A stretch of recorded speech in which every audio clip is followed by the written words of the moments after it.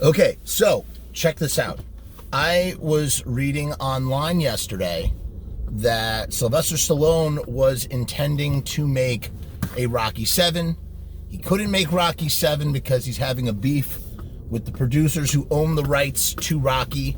As it turns out, Sylvester Stallone, despite creating Rocky and writing Rocky and Rockying Rocky, does not get a piece of Rocky and feels that the participation should change in some way to reflect his creative input in bringing Rocky to life. Rightfully so, mind you. I 100% agree. I stand with Sylvester Stallone in his assertion. So he has abandoned, for the moment, or at least he has no intention of being able to make Rocky VII until he works something out with the producers, or it's even the son of the producers. I don't remember exactly. Which had me thinking, my God, there's potentially would be 7 Rocky movies, and that's not including a spin-off that has 3 Creed movies, the last of which, Creed 3, directed by Michael B. Jordan, is a movie that Sylvester Stallone has publicly claimed that he will never watch this movie, and there's bad blood, or he's upset, and, didn't want to be in the movie. I think originally he might have had a very small role. Creed 2 kind of actually functions as Rocky IV Part 2 because he fights Drago's son. It's actually pretty rad. And apparently there was a cut scene of Rocky fighting Drago. A lot of people gravitate towards Rocky IV because Rocky IV is the best Rocky, man. I mean, well, that's not true. I think Rocky Balboa, pound for pound, is the best Rocky, even better than the original Rocky. It's just such a great story. It's a Dark Knight Returns story of Rocky, and it's really well done. It's really, really well done. It's one of those rare franchises where the movies kind of get better with the sequels, in my personal opinion, at least. But Rocky IV is universally loved. I loved it as a kid. The story makes a lot of sense. It's a revenge boxing match. Drago kills Rocky's greatest rival / turned companion.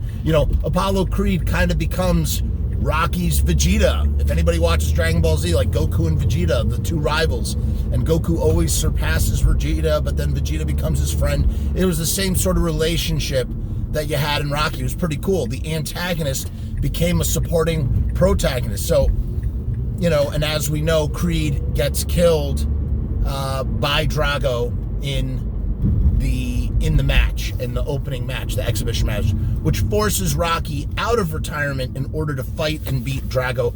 This is also at the height of the Cold War, right? Like, Cold War tensions are at an all-time high. So it's the USA versus the Russians. And by the end of the movie, Rocky not only beats Drago, and Drago's just like way taller, not only does he beat Drago, but he kind of ends communism. He ends the Cold War before the Cold War could end. And I used to always jokingly say that, but when you think about the fact that the Soviet Union fell 4 years-ish after this movie came out, and you have to imagine that movies at that time, they were capable of swaying public opinion on some unconscious level, maybe not on a political level, but on an unconscious level. And mind you, we live in a world where President Zelensky, is it the Ukrainian president? He started off as an actor and became the president, and he made a series about being an actor and becoming the president, and that literally came to life. So it doesn't seem so far off that Sylvester Stallone releasing this international movie, helps to bring end to communism.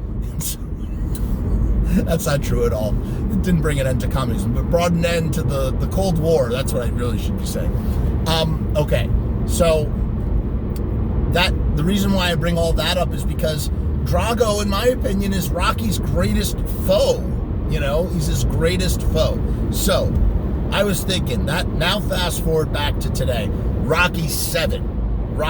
What would you do for Rocky VII? We've already had a, Rocky IV Part 2. How would you keep it going? What would you do? And there's only one answer. You got to go where the leprechaun went. You got to go to space, baby. You got to go to space. So my idea for Rocky VII, Rocky goes to space.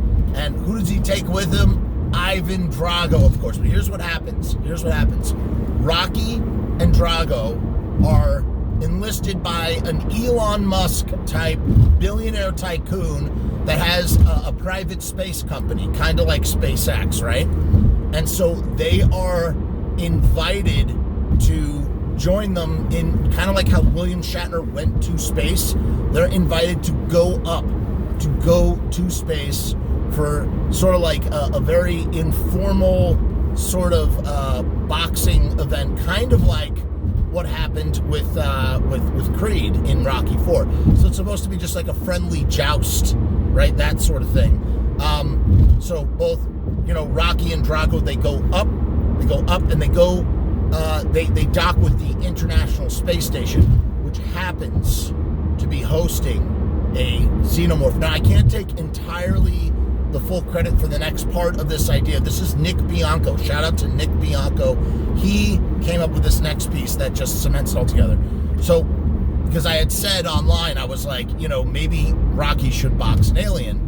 And then Nick tied it all together. What happens is, on the International Space Station, something is wrong, and they discover these mysterious egg-like pods. As it turns out, they've been experimenting with xenomorphs on the International Space Station, and Drago gets a face hugger attached to his face, and out of Drago bursts a Drago hybrid xenomorph. And now Rocky must overcome his past fear of fighting Drago to once again save the Earth, because the xenomorphs, they're trying to crash the International Space Station onto the planet Earth so they can infect the whole population with other xenomorphs. So it is up to Rocky to get into the boxing ring with the Drago xenomorph and box him to death in the same way that he boxed Apollo Creed to death. It's the only way to save Earth and the human race. Can Rocky do it, or will Rocky succumb to the Drago xenomorph, the Drenomorph, if you will, the Drago xenomorph, and will he be, will he get a face hugger too? We'll have a Rocky xenomorph. I don't think so. Rocky manages to, he has to dodge the face hugger, the miniature jaw within the Drago xenomorph, right? It's trying to punch at him. Rocky, he's zipping and he's bopping and he's bobbing and weaving. And then Rocky, in turn, uses his fist, kind of like its own miniature jaw, and he punches a hole right in the center of the xenomorph, which of course causes the acid to fuse his hand together into a permanent Rocky fist. So now Rocky has this it's hardened by like scar tissue, and it's just solidified. So forevermore, Rocky has a Rocky fist from punching a hole in the Drago xenomorph, saving planet Earth.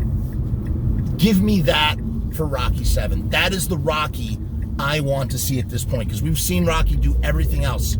That's what we need him to see. That's what we need to see now. So will we get it?